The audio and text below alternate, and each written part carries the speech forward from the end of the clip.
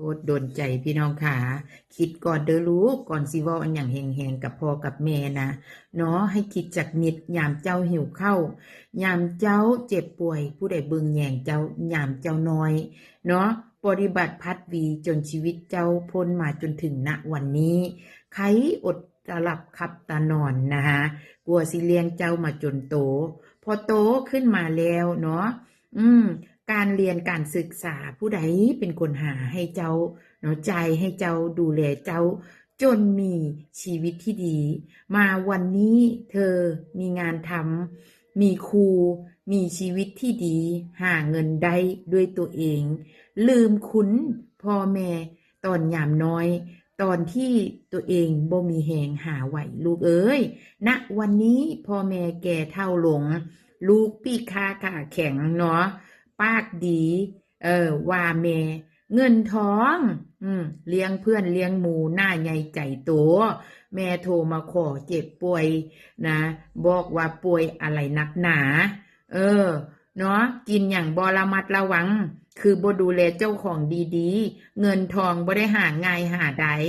ณวันนี้ลูกกล้าใช้คำนี้กับแม่พอโตได้บ่ตอนสมัยเด็กน้อย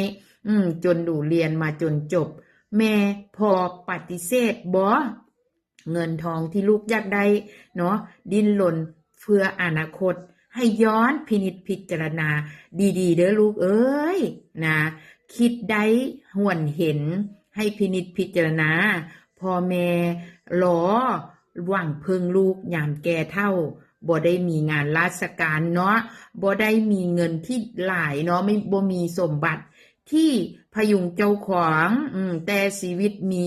ลูกมากระทุ่มเทให้ลูกเป็นจนสุดใจณวันนี้ชีวิตที่เหลือแรงพอหาได้หวังเพิงลูกยามเจ็บป่วยถึงได้กล้าโทรไปขอนะเงินเพื่อไปหาหมอกะยะสูใจร้ายกับแม่หลายลูก3 คนแม่เลี้ยงได้ทรงเสียจนเติบใหญ่นะแต่ลูก3 คนถ้าซอยกัน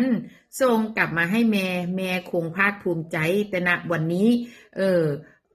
โทรหาใครคำพูดของลูกจี๊ดในหัวใจน้ำตาไหลแต่ก็เกลียดลูกบ่ได้นั่นคือเลือดเจ้าของก็คิดว่าเฮาเลี้ยงลูกมาดีหัวอกคนเป็นแม่นะเลี้ยงลูกมาดีให้เขามีอนาคตเขามีความรู้หวังว่าเขาสิมีจิตสำนึกที่ดีหวนกลับมาตอบแทนเพราะว่าพ่อแม่เนี่ยบอกเลยว่าสิ้นเนื้อประดาตัวก็ย้อนว่าส่งเสียลูกทั้ง3ได้เรียนสูงได้มีชีวิตที่ดีแต่พอชีวิตเขาดีขึ้นแล้วเขากลับลืมผู้ที่หยิบยื่นให้อนาคตเขาเศร้าใจได้ใหญ่เอ้ยนะคะมาเล่าสู่กันฟังเนาะอันนี้ก็คือรวมโพสต์รวมทั้งข้อความรู้สึกหัวอกคนเป็นแม่ชีวิตหัวอกเป็นแม่ยังพวกเฮาเนาะอันนี้ว่าต่อยาวเนาะในความรู้สึกเฮากับแม่นะลูกเนี่ยถ้าพ่อแม่คนใดมีบุญมีวาสนาดีพอลูกเรียนจบเติบโตขึ้นมาเนาะเขาไขว่คว้าหาเงินเข้าบ้านเข้าซองเหมือนยายจ๋านะเหมือนรุ่นเฮาที่ห่วงพ่อห่วงแม่นะก็คือสิบุญหลายนะแต่หัวใจรุ่นเฮานี่โอ้ยบ่ว่าไผละเด้อค่อยมองหาลูกค่อยก็ยังบ่มีแววเนาะยังบ่มีแววยังสะกิดแต่สิเอากับแม่อยู่เลื่อยจิกเล็กผสมน้อยนะ สิหามาหยิบยื่นให้แม่ก็ยังบ่มีดอกค่อยกระดายแต่ก็ภาคภูมิใจไปกับแม่คนที่มีลูกเนาะหาเงินหาทองหยิบยื่นให้นะสร้างความสบายให้กับแม่นะนั่นก็เป็นบุญของเพิ่นหลักพี่น้องค่ะพินิจพิจารณาเอานี่ก็คือความปลงถอยหลังมาหัวใจเฮาเพื่อรักษากายใจของเฮาให้อยู่กับณปัจจุบันได้กับความเป็นจริงเพราะชีวิตของคนเฮาเนี่ยได้เกิดร่วมกันมันอาจสิเป็นบุญหรือกรรมเนาะที่เราทำไว้แต่ปางก่อนถ้าเฮาบุญดีบุญมีลูกบ่มาเลี้ยงดู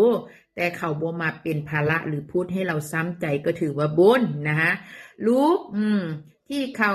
หาเงินหาทองสร้างความเจริญรุ่งเรืองให้กับแม่เพิ่มเติมหันกระบุญของเขานะคะแต่ถ้าเรามีลูกล่างลูกผันเนาะ ลูกสร้างแต่ปัญหาแต่แม่พอยังเฮาทิ้งเขาบ่ได้เฮาก็ต้องยอมรับว่ามันอาจสิเป็นกรรมเนาะมาในรูปแบบลูกเพื่อที่จะมาให้เราสดใสในชาตินี้เฮาคิดได้แบบนี้เฮาก็ต้องทำใจนะคะเนาะสู้ต่อไปในหัวใจคนเป็นแม่อย่างพวกเฮาให้คิดซะว่าสดใสกรรมมันให้หมดในชาตินี้เนาะอย่าให้มันค้างคากันไปในชาติหน้าถ้าบุญดีวาสนาดีหรือว่าเฮาใส่กรรมเบิดลูกอาจจะนึกถึงและถึงและหันกลับมาดีกับแม่ก่อนที่เฮาจะตุยก็ได้นี่ก็คือสิ่งที่เฮาป้อบกันเขาเรียกว่าดึงธรรมะเข้ามารักษาใจเอามายาใจความเป็นจริงยิ่งไม่มีลูกหรือว่าลูกมาประคองบ่ได้เฮายิ่งต้องประคับประคองเจ้าของณวันนี้แม่พอผู้ใดยังแข็งแรงอยู่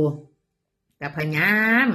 ให้เก็บให้กำทำยังไงก็ได้เพราะเรารู้แล้วว่าต้นสายปลายชีวิตเราหวังพึ่งลูกบ่ได้เอาจริงๆทุกครอบครัวจิริยาบทของลูกทุกๆคนเขาแสดงออกว่าคนไหนเราจะพึ่งได้คนไหนเราจะพึ่งไม่ได้เนาะเราก็ต้องเซฟตัวเอง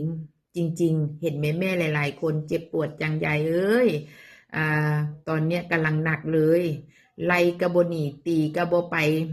มุดอยู่ในบ้านแถมใหญ่กว่าพ่อแม่ให้เลี้ยงดูนะขอเงินมีปัญหาโวกวากเสียงดังไซยังกะเฮานี่เป็นที่ฆ่ามันทั้งที่เลี้ยงมาโตนี่ก็คือการพร่ำภาวนาของแม่ทุกคนที่เจอมาในหลายรูปแบบเนาะเพราะฉะนั้นหัวอกคนเป็นแม่ทุกคนนะคะบ่ว่าเจอในสถานะไหนก็ขอให้เข้มแข็งในหัวใจก็ขอให้รักษากายรักษาใจพินิจพิจารณาปลดล็อกทีละข้อเพื่อตัวเฮาซิอยู่ได้ต่อไปนะให้เข้มแข็งเนาะบทเรียนหรือสิ่งที่มันเกิดขึ้นกับเราจะเห็นแต่เราจะมาป้องกันตัวเองยังไงนะคะลูกมีให้ไม่ได้เราก็ต้องดิ้นรนหาแล้วก็เซฟไว้ป้องกันตัวเองลูกไหนแม่พ่อคนไหนที่มีลูกค้ำคูณเขาหามาให้ได้ก็เป็นบุญของเขาจงแสดงความดีใจปลาบปลื้มไปกับเขานะคะบุญของเฮาเจอแบบนี้ก็ต้องยอมรับแล้วก็น้อมรับตั้งสติรักษากายใจเพื่ออยู่กับชีวิตความเป็นจริงของตัวเราจนถึงณเวลาสุดท้ายของชีวิตเนาะนาจิตตังตนเป็นที่พึ่งของตนแต่เราก็จงภูมิใจว่าเป็นแม่ที่ทำดีที่สุดของชีวิตแล้วลูกถ้าเขาทำดีกับเราบุญกุศลยังไงก็ย้อนไปหาชีวิตเขาดีแต่ถ้าเขาทำร้ายๆผลของการกระทำของเขาก็จะย้อนต่อเขาจะนึกได้ก็ต่อเมื่อเขาเจอประสบการณ์นี้มีลูกรุ่นนู้นน่ะอีหลีเว้ายากนะแม่เป็นกำลังใจกันไปเด้อ